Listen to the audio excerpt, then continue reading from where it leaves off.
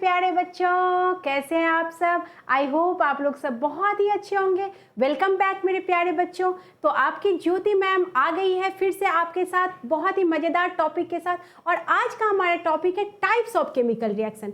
आपको जैसे कि पता है कि हमारा केमिकल रिएक्शंस एंड इक्वेशन का सीरीज चल रहा है, जिसमें हमने क्या क्या पढ़ लिया है, हमने देख लिया है। पहला वीडियो था मेरा जिसमें मैंने बताया था केमिकल रिएक्शंस क्या होते हैं, केमिकल इक्वेशन क्या होते हैं, कैरेक्टरिस्टिक्स क्या होते हैं केमिकल रिएक्शन के, कैसे आप समझेंगे कि यहाँ केमिकल रिएक्शन हो रहा है। फिर आपने देखा कि बैलेंस्ड और अनबैलेंस्ड केमिकल इक्वेशन क्या होते हैं। अगर बैलेंस होते तो ठीक है, अनबैलेंस्ड होते तो हम बैलेंस कैसे करते हैं, मतलब बैलेंसिंग ऑफ केमिकल इक्वेशन भी हमने देखा।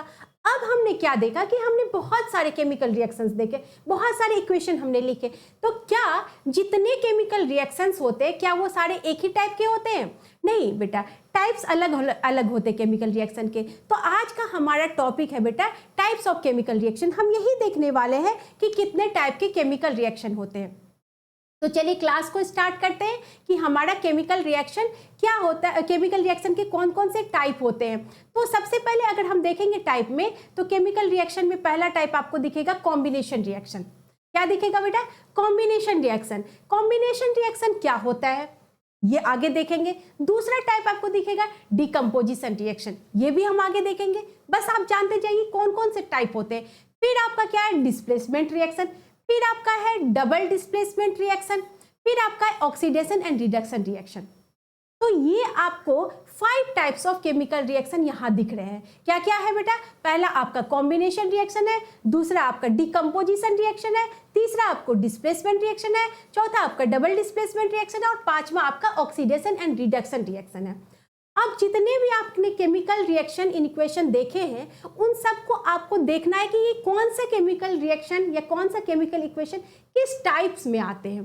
तो एक एक करके हम टाइप को पढ़ने वाले। आज का जो हमारा वीडियो है बेटा, उसमें हम आपको कंबाइन करके कॉम्बिनेशन और डिकम्पोजिशन रिएक्शन पढ़ाएंगे। क्यों दो ले रहे हैं बेटा? क्योंकि ये कॉम्बिनेशन और डिकम्पोजिशन है, एक दूसरे के साथ रिलेटेड है। तो जब आप दो रिलेटेड चीजों को लेकर के पढ़ोगे तो आपका कॉन्सेप्ट और क्लियर हो जाएगा। और आपकी ज्योति मैम तो आती ही है आप लोग का कॉन्सेप्ट क्रिस्टल क्लियर करने के लिए। क्लियर भी नहीं, बिल्कुल क्रिस्टल क्लियर करना है मुझे आपका कॉन्सेप्ट। तो चलते हैं बेटा, स्टार्ट करते हैं। कहाँ से? हम करते हैं कॉम्बिनेशन रिएक्शन से। तो अगर पूछे आपको कि व्हाट इज कॉम्बिनेशन रिएक्शन, तो कॉम्बिनेशन मतलब बेटा वही होता है नॉर्मल जो आप ऐसे बात करते हो कॉम्बिनेशन की। ये कोई केमिस्ट्री का टर्म नहीं है, रिएक्शन केमिस्ट्री का टर्म है। लेकिन कॉम्बिनेशन क्या है आप देखो। जैसे आपको मैंने बोला कि अच्छा आप 10th के बाद 11th में कौन सा सब्जेक्ट कॉम्बिनेशन रखोगे, आप बोलोगे फिजिक्स केमिस्ट्री बायो, या कोई बोलेगा फिजिक्स केमिस्ट्री मैथ्स, कोई बोलेगा ह्यूमैनिटीज में आपका हिस्ट्री सिविक्स ज्योग्राफी, जो भी वो रखे, ठीक है। तो वो कॉम्बिनेशन होता है। मतलब क्या? इतने सारे सब्जेक्ट को मिला करके आप अपना 11th या 12th कंप्लीट करोगे। समझ रहे हो बात को? तो यहाँ पे क्या हो रहा है? मिक्स करके आप कर रहे हो, तो यहाँ पे मिक्सिंग हो रहा है। तो कॉम्बिनेशन रिएक्शन भी बेटा सेम वही चीज है, आप क्या कर रहे हो? मिक्स कर रहे हो। मतलब वैसा रिएक्शन जिसमें दोज रिएक्शंस इन विच 2 और मोर सब्सटेंसेस, दो से ज्यादा सब्सटेंस को आपने क्या किया? कंबाइन किया और आपको क्या मिल गया? सिंगल सब्सटेंस मिल गया। सेम वही चीज बात है। खिचड़ी खाते हैं हम लोग, सबको खिचड़ी पसंद होगी। अगर नहीं भी पसंद है तो पता है बनता कैसे, दाल चावल नमक हल्दी ये सब मिला दोगे, वो बन जाएगा क्या? खिचड़ी। एक सिंगल सब्सटेंस बन गया। सेम यहाँ पे कॉम्बिनेशन रिएक्शन ऐसा होता है बेटा जिसमें हम क्या मिला रहे हैं? हम मिला रहे हैं 2 सिंपल सब्सटेंस को, और वो 2 सिंपल सब्सटेंस आपको बना के क्या दे रहा है? एक सब्सटेंस, एक अलग टाइप का सब्सटेंस बना के दे रहा है। तो वो क्या हो सकता है? अगर 2 सब्सटेंस क्या हो सकता है बेटा? या तो हो सकता है 2 मेटल को मिलाएंगे तो भी वो 2 मेटल क्या 2 एलिमेंट को मिलाएंगे तो भी आपको क्या बनाएगा? एक कंपाउंड बनाएगा। एक एलिमेंट एक कंपाउंड को भी मिला सकते हैं, 2 कंपाउंड को भी मिला सकते हैं। हर केस में क्या होगा? आप किसी 2 को मिला करके आप एक तीसरा सब्सटेंस बना रहे हो, यानी फॉर्मेशन ऑफ थर्ड सब्सटेंस कर रहे हो, 2 या 2 से अधिक सब्सटेंस को मिला के। एक न्यू सब्सटेंस का आपका फॉर्मेशन हो रहा है। कैसे न्यू सब्सटेंस का फॉर्मेशन हो रहा है? जब आप क्या कर रहे हो? कंबाइन कर रहे हो 2 या 2 से ज्यादा सब्सटेंस को, 2 या मोर सब्सटेंस को जब आप कंबाइन कर रहे हो। एग्जाम्पल देख लेते बेटा। मैंने आपको क्या बोला था बेटा कि हम जब सोडियम क्लोराइड बनाते हैं तो हम क्या करते हैं? Na+Cl2। सोडियम को जब आप क्लोरीन के साथ आप ऐड करेंगे, मतलब रिएक्ट करवाएंगे, तो वो आपको देगा सोडियम क्लोराइड। ठीक है। अब यहाँ पे आप क्या करते हैं, 2NaCl करते हैं, 2Na। अब यहाँ पे मैं 2Na और Cl2 2NaCl क्यों कर रही हूँ, ये मैंने आपको बहुत अच्छे से बता दिया है जब आपको मैंने बताया था कि कैसे बैलेंसिंग करते हैं केमिकल इक्वेशन का। अगर वो वीडियो आपने नहीं देखा तो वह जाके जरूर से देखिएगा, तभी आपका कॉन्सेप्ट क्लियर होगा बेटा। ठीक है, मैं डिस्क्रिप्शन बॉक्स में लिंक जरूर डाल दूंगी, आप लोग एक बार वो वीडियो देख लीजिएगा। तो यहाँ पे मैंने क्या बेटा, दो सिंपल सब्सटेंस को मैंने क्या किया, कंबाइन कराया, और जब ये कंबाइन किया तो तीसरा सब्सटेंस का फॉर्मेशन हुआ। जो तीसरा सब्सटेंस क्या है, सोडियम क्लोराइड है। सोडियम क्लोराइड किससे बना, सोडियम का रिएक्शन जब क्लोरीन के साथ हुआ। समझ में आ गया, कितना सिंपल है, कंबाइन करना है, दो चीजों को जोड़ना है, तीसरा चीज बन जाएगा आपका। तो ऐसे ही मान लीजिए हमने क्या किया, मैग्नीशियम ले लिया और उसको ऑक्सीजन के साथ रिएक्ट कराया, तो क्या बना बेटा, मैग्नीशियम ऑक्साइड बना। समझ रहे, आपने क्या किया, मैग्नीशियम को ऑक्सीजन के साथ जोड़ा तो ये मैग्नीशियम ऑक्साइड बन रहा है, और साथ में यहाँ पे आप क्या देख रहे हैं, हीट का भी फॉर्मेशन हो रहा है, यानी हीट इवॉल्व हो रहा है, हीट आपका बाहर आ रहा है, प्रोडक्ट के साथ हीट भी आपको मिल रहा है। ओके, चलिए नेक्स्ट आप सिंपल चीज और देखिए, वाटर। आपको पता है वाटर कैसे बनता है, वाटर भी एक केमिकल रिएक्शन है। किससे बनता है, हाइड्रोजन का जब रिएक्शन ऑक्सीजन के साथ होता है तो वाटर बनाता है, ये तो हम जानते ही है, तो सिंपल चीज है। और हम लेते हैं बेटा, बहुत सारे एग्जाम्पल लेंगे ताकि आपको समझ में आए। हमने क्या किया, आयरन लिया, आयरन को हमने सल्फर के साथ रिएक्ट कराया, ये आयरन सल्फाइड बना दिया। हमने अब क्या किया बेटा, ये सब तो हम क्या ले रहे थे, एलिमेंट ले रहे थे, तो बन रहा था एक कंपाउंड बन रहा था। अब मान लीजिए कि एक सिंपल कंपाउंड हमने लिया, कैल्शियम ऑक्साइड। अब ये कैल्शियम ऑक्साइड भी कॉम्बिनेशन रिएक्शन से ही बना है। जब आप कैल्शियम को क्या करते हो बेटा, कैल्शियम को ऑक्सीजन के साथ प्लस ऑक्सीजन के साथ रिएक्ट कराते हो, तब आपको क्या मिलता है, कैल्शियम ऑक्साइड। ठीक है, तो ये कैल्शियम ऑक्साइड जो है ये वाटर के साथ सब रिएक्ट करता है तो कैल्शियम हाइड्रोक्साइड बनाता है, साथ में हीट का भी फॉर्मेशन हो रहा है। आप देखते जाइए बेटा, आपको किसका मिल रहा है, हीट का फॉर्मेशन मिल रहा है। ऐसे ही अमोनिया को जब HCl गैस के साथ क्या कराते हैं, कंबाइन कराते हैं, मतलब कि आप इसका रिएक्शन कराते हैं तो अमोनियम क्लोराइड मिलता है। ये अमोनियम क्लोराइड के साथ भी आपको यहाँ पे हीट देखने को मिल जाएगा, हीट मिलेगा। तो इन केस में, इन सारे केस में आप क्या देख रहे हैं कि कंबाइन होकर के दो और दो सब्सटेंस कंबाइन होकर के तीसरा सब्सटेंस का फॉर्मेशन कर रहे हैं। ठीक है, तो ये तो कॉम्बिनेशन रिएक्शन हुआ। साथ में हमने क्या देखा बेटा कि प्रोडक्ट के साइड में आप देख रहे थे कि हीट भी निकल रहा है, हीट भी रिलीज हो रहा है। तो वैसे रिएक्शन बेटा, तो आपको हमेशा ये याद रखना है कि ऐसा रिएक्शन जिसमें प्रोडक्ट के साथ हीट रिलीज होता है वो हमारा क्या कहलाता है, एक्सोथर्मिक केमिकल रिएक्शन। मैंने एक्सोथर्मिक और एक एंडोथर्मिक उस समय बताया था कि आपको आगे देखने को मिलेगा बेटा, अभी अच्छे से समझ जाइए। तो अब फिर से मैं समझा रही हूँ, आप अच्छे से समझिए। जहां पे आपको प्रोडक्ट साइड में आपको क्या मिलेगा, हीट दिखेगा, तो आप समझ जाइए कि हीट रिलीज हो रहा है। जब हीट रिलीज होता है किसी भी रिएक्शन में तो वो रिएक्शन हमारा कहलाता है एक्सोथर्मिक। एक्सो मतलब एग्जिट होना, मतलब जब केमिकल रिएक्शन हो रहा है तो हीट एग्जिट हो रहा है, तो वो हमारा क्या कहलाएगा बेटा, वो कहलाएगा एक्सोथर्मिक केमिकल रिएक्शन। तो जो हमारा कॉम्बिनेशन रिएक्शन है, हम क्या देख रहे हैं उसमें, कॉम्बिनेशन रिएक्शन में साथ में हीट भी रिलीज हो रहा है। तो हम कह सकते हैं कि जनरली, आप ऑलवेज मत बोलिएगा बेटा, केमिस्ट्री या साइंस को ऑलवेज बिल्कुल पसंद नहीं है, ऑलवेज बोलना बिल्कुल पसंद नहीं है। तो यहाँ पे हमने क्या देखा बेटा, जो हमारा अभी केमिकल रिएक्शन जो कॉम्बिनेशन रिएक्शन होता है उसमें आपने देखा साथ में क्या हीट रिलीज हो रहा है। तो इसका मतलब जनरली जो है ये आपका कॉम्बिनेशन रिएक्शन वो एक्सोथर्मिक रिएक्शन होता है। अगर पूछेगा तो आप लिख सकते हैं कि कौन सा रिएक्शन एक्सोथर्मिक होता है, कौन सा रिएक्शन में हीट रिलीज होता है, तो वो आपका क्या है बेटा, कॉम्बिनेशन रिएक्शन। ठीक है, और एग्जाम्पल देखते हैं, जैसे कि burning of natural gas. Natural gas का जलना भी आपका एक एक्सोथर्मिक रिएक्शन है। क्यों एक्सोथर्मिक रिएक्शन है, अभी मैंने बताया कि जब हीट रिलीज होगा, आप यहाँ पे देखिए, आप क्या करें, मीथेन को ऑक्सीजन के साथ जब रिएक्ट करा रहे हैं तो कार्बन डाइऑक्साइड गैस बन रहा है, H2O बन रहा है, साथ में हीट रिलीज हो रहा है।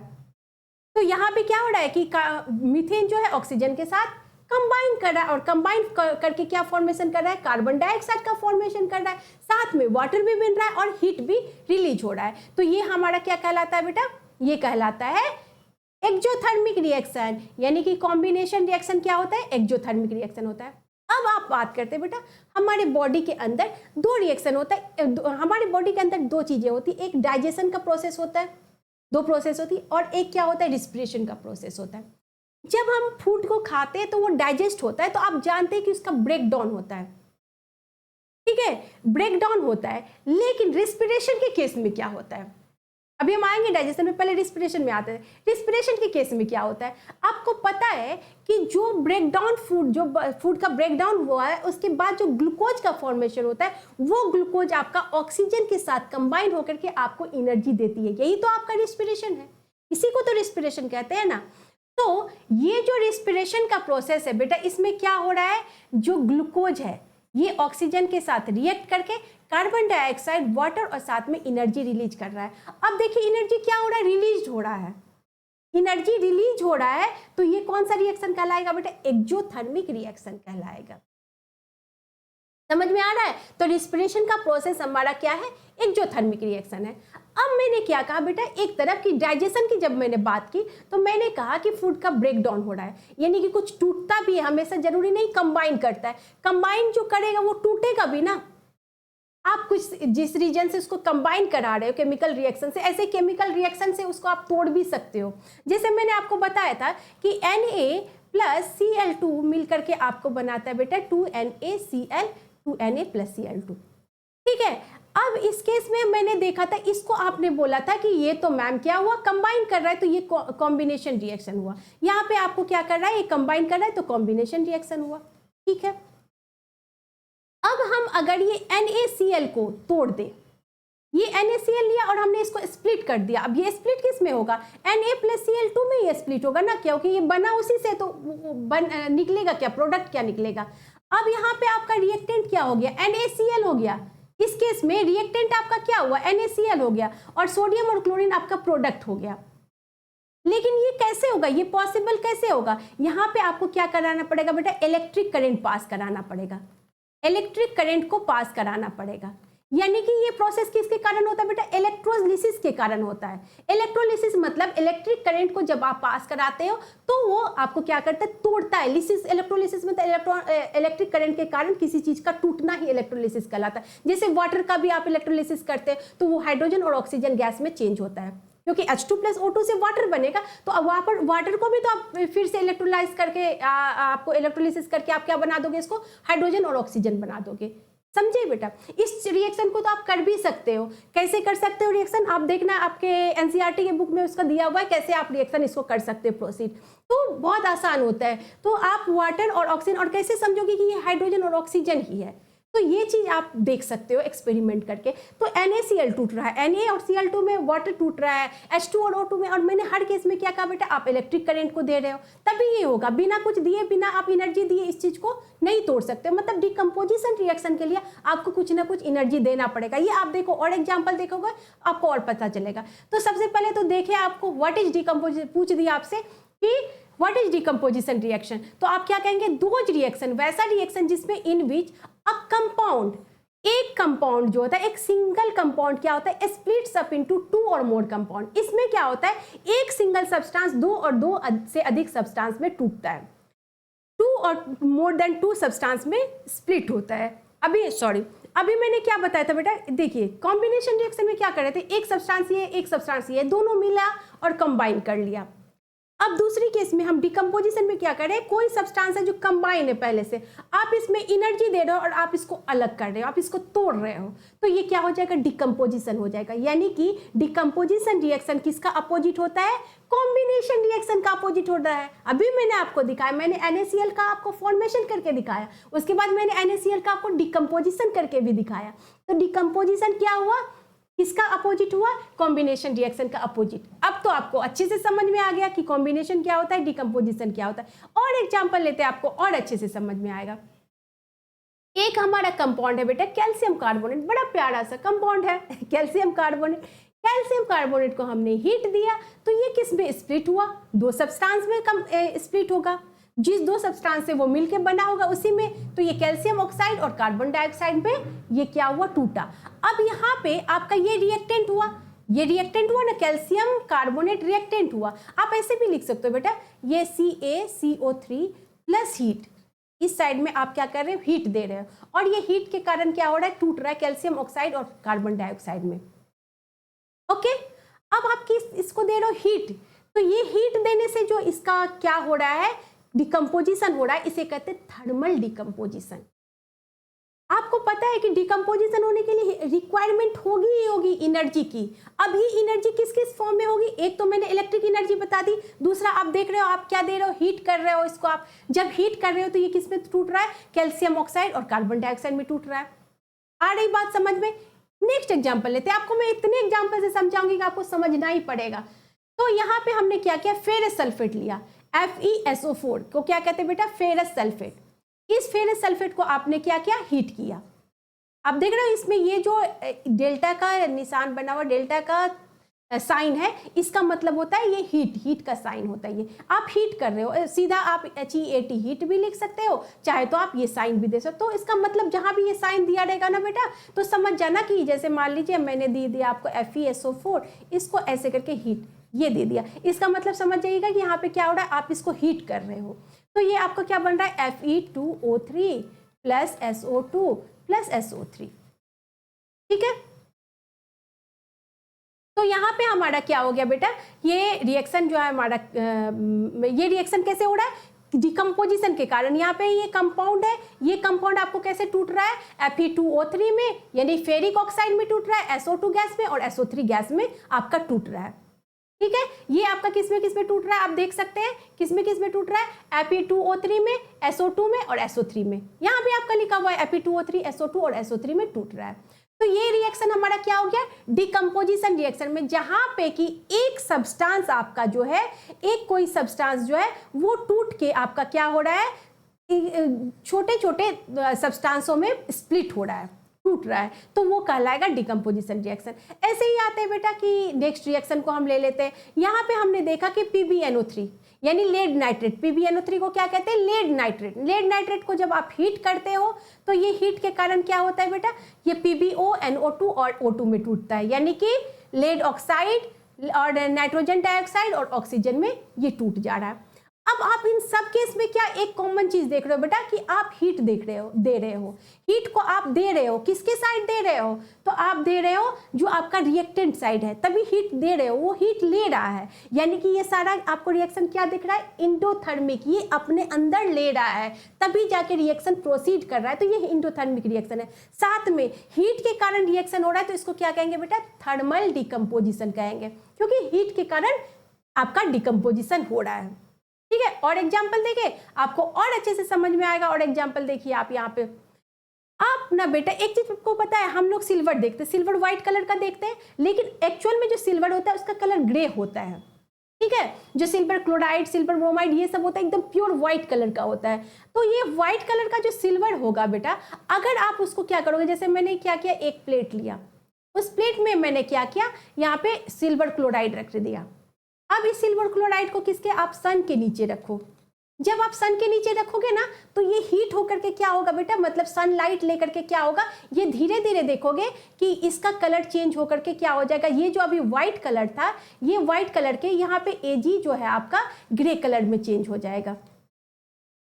समझ रहे हैं? जब आप इसको सनलाइट दे रहे हो तो ये क्या हो रहा है? व्हाइट कलर का जो अभी तक था, मतलब व्हाइट कलर का आपका AgCl था, वो आपका चेंज हो रहा है ग्रे कलर में। तो क्या हो गया? यानी AgCl2, Cl2 तो गैस है, तो गैस के फॉर्म में ये आपको हल्का होता है तो ऊपर की तरफ चल गया, आपका बच क्या गया यहाँ पे?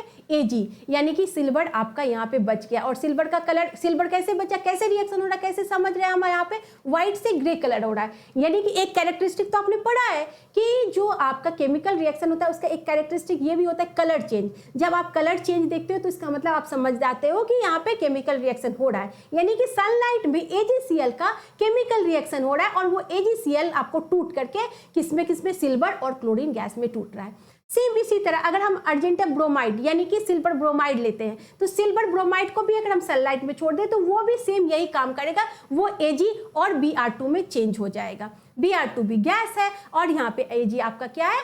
सिल्वर है, मतलब आपका ग्रे कलर हो जाएगा। तो चेंज इन कलर को देख करके आप बता सकते हैं कि यहाँ पे आपका रिएक्शन हो रहा है। लेकिन कौन सा रिएक्शन हो रहा है? डिकम्पोजिशन, क्योंकि एक सब्सटेंस आपको दो या दो से अधिक सब्सटेंस में स्प्लिट हो रहा है, वही तो डिकम्पोजिशन रिएक्शन है। तो डिकम्पोजिशन रिएक्शन के लिए क्या रिक्वायरमेंट हुई बेटा? कि देखा ना आपने, अभी तीन रिक्वायरमेंट देखा। जब हमने NaCl को तोड़ा NaOCl में, तो वहां पे आपको H2O को तोड़ा H2 और O2 में, तो उस सब केस में आपने क्या दिया था? इलेक्ट्रिसिटी दिया था। इलेक्ट्रोलिसिस किया था, तो इलेक्ट्रिसिटी, इलेक्ट्रिक करंट को आपने पास कराया था। साथ में हमने क्या देखा कि जैसे आपका कैल्शियम कार्बोनेट में टूट रहा है, तो वो कैसे टूट रहा है, आपका कैल्शियम ऑक्साइड में टूट रहा था। जैसे आपने यहाँ पे देखा था बेटा कि ये जो रिएक्शन है, एक मिनट, कैल्शियम कार्बोनेट जो है वो आपका टूट रहा है किसमें, कैल्शियम कार्बोनेट आपका टूट रहा है कैल्शियम ऑक्साइड और कार्बन डाइऑक्साइड में। तो ये कैल्शियम ऑक्साइड और जैसे आपने देखा था ये जो आपका एक मिनट, आपका जो कैल्शियम ऑक्साइड और ये सब जितने सारे रिएक्शन हमने देखे, उसमें हमने क्या देखा, हमने देखा कि कुछ ना कुछ आपको हीट देना पड़ रहा है, कुछ ना कुछ आपको हीट देना पड़ रहा है। कैल्शियम कार्बोनेट को हमने जब हीट किया तो कैल्शियम ऑक्साइड बना। कैल्शियम कार्बोनेट को जब हमने क्या किया बेटा, हीट किया, कैल्शियम कार्बोनेट को हमने हीट किया, तो ये क्या बना, कैल्शियम ऑक्साइड बना। और साथ में हमने क्या देखा कि CO2 बना। तो ये हमारा क्या हो रहा है बेटा, ये स्प्लिट हो रहा है, कैल्शियम कार्बोनेट स्प्लिट हो रहा है किसके प्रेजेंस में, हीट के प्रेजेंस में। ऐसे ही NaCl जब मैंने आपको दिया था कि NaCl को आप क्या करते हैं, इलेक्ट्रिक करंट देते हैं, यहाँ पे आप क्या करें, इलेक्ट्रिक करंट पास करा रहे थे। तो इलेक्ट्रिक करंट के कारण यहाँ पे क्या हो रहा था, इलेक्ट्रोलिसिस हो रहा था और ये सोडियम और क्लोरीन में चेंज हो रहा था। साथ में हमने क्या देखा, AgCl जो है वो किस में टूट रहा है, जब आप इसको सनलाइट के नीचे रखते हैं, तो ये आपका सनलाइट के नीचे रखते हैं तो ये आपका क्या Ag+Cl2 में टूट रहा है। तो ये सारे डिकम्पोजिशन रिएक्शन होता है और सब में आप एक कॉमन चीज क्या देख रहे हैं, कुछ ना कुछ आपको एनर्जी की रिक्वायरमेंट होती है। तो इसका मतलब decomposition reactions require energy either in form of heat, light और इलेक्ट्रिसिटी, या तो हीट के फॉर्म में या लाइट के फॉर्म में या इलेक्ट्रिसिटी के फॉर्म में आपको एनर्जी देनी पड़ती है, तभी ये ब्रेकिंग डाउन करके जो ये रिएक्टेंट्स होता है वो ब्रेक डाउन करता है और सिंपल सब्सटेंस में टूटता है। अब इसको क्या कहेंगे, इसको क्या कहेंगे, आपने एनर्जी दिया तो ये एंडोथर्मिक रिएक्शन कहलाएगा, यानी decomposition reaction is endothermic reaction. तो बच्चों आज हमने मजेदार तरीके से देखा कि कॉम्बिनेशन रिएक्शन क्या होता है, डिकम्पोजिशन रिएक्शन क्या होता है। कॉम्बिनेशन रिएक्शन को क्या कहते हैं, एक्जोथर्मिक कहते हैं, और डिकम्पोजिशन को इंडोथर्मिक कहते हैं। क्यों कहते हैं एक्जोथर्मिक, क्यों कहते हैं इंडोथर्मिक, ये भी आपने देख लिया। तो आपका दो कॉन्सेप्ट इससे क्लियर हुआ, एक तो क्या कि कॉम्बिनेशन रिएक्शन में क्या होता है, डिकम्पोजिशन रिएक्शन में क्या होता है, दूसरा इंडोथर्मिक रिएक्शन क्या होता है, एक्जोथर्मिक रिएक्शन क्या होता है बेटा। तो ये जो आपका क्लास है आज का, हमने दो आपको टाइप्स ऑफ केमिकल रिएक्शन को कंप्लीट करा दिया। कौन कौन सा केमिकल रिएक्शन कंप्लीट हुआ है, combination and decomposition. I hope कि बच्चों आपको ये क्लास अच्छे से समझ में आ गई होगी। अगर आपको लगता है कि आपको मतलब ये क्लास अच्छे से समझ में आ रही और आपको आगे भी मेरे के साथ कंटिन्यू करना है, मेरे साथ पढ़ना है, तो बेटा जरूर इस चैनल को आप लाइक करिए, सब्सक्राइब करिए और अपने दोस्तों के साथ शेयर करिए। टिल देन बाय बाय मेरे बच्चों।